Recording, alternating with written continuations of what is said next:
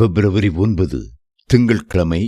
ஸ்திரப்படுத்தும் என் காலடிகள் வழுவாதபடிக்கு என் நடைகளை உமது வழிகளில் ஸ்திரப்படுத்தும்.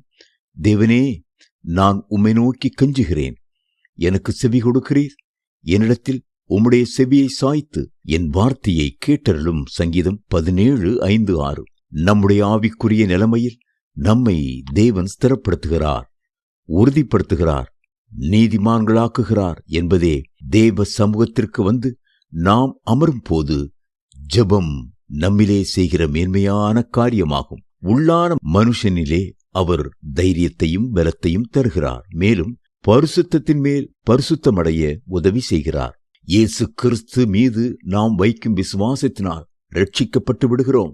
இயேசுவினுடைய இரத்தத்தினால் நம்முடைய பாவங்கள் அற கழுவப்பட்டும் விடுகிறோம்.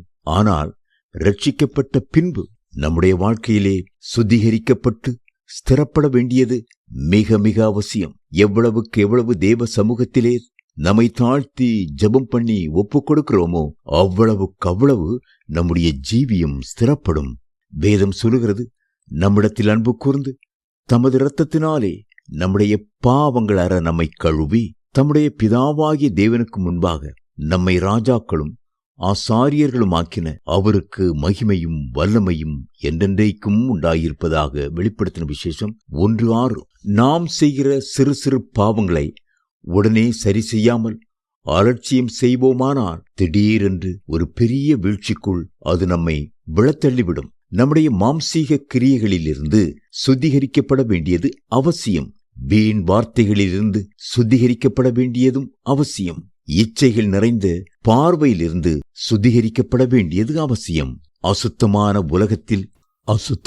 உலகத்தில்தான் நாம் வாழ்கிறோம்.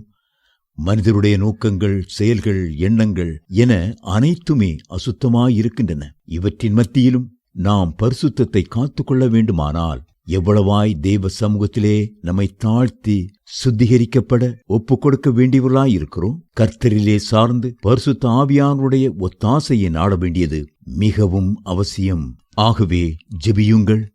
நம்முடைய குறைகளை, குற்றங்களை மனிதரிடத்தில் மறைக்கலாம். ஆனால் கர்த்தரிடத்தில் எப்படி மறைக்க முடியும்? பரிசுத்த ஆவியானவருக்கு தெரியாமல் எப்படி மூடுவது? தாவீது சொல்லுகிறார், தன் பிழைகளை உணர்கிறவன் யார்?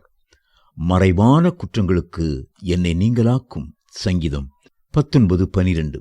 தேவ பிள்ளைகளே, சுத்திகரிக்கப்பட்டு புடமிட்ட பொன்னாய் நீங்கள் விளங்க வேண்டும். வழிக்கு விழாமல் ஸ்திரமாய் கர்த்தரை பின்பற்ற வேண்டும். நீங்கள் ஜெப வீரர்களாயிருப்பீர்களானால் தனி ஜெபம் உங்களை நிலைநிறுத்துவது மட்டுமல்ல, உங்களை ஸ்திரப்படுத்தும். எனக்கு அடைக்கலமாயிருக்கிற உன்னதமான கர்த்தரை உனக்கு தாமரமாக கொண்டாய். ஆகையால் பொல்லாப்பு உனக்கு நேரிடாது. உன் வழிகளிலெல்லாம் உன்னை காக்கும்படி உனக்காக தம்முடைய தூதர்களுக்கு கட்டளையிடுவார். சங்கீதம் 91:9 மற்றும் 10-11 வசனங்கள்.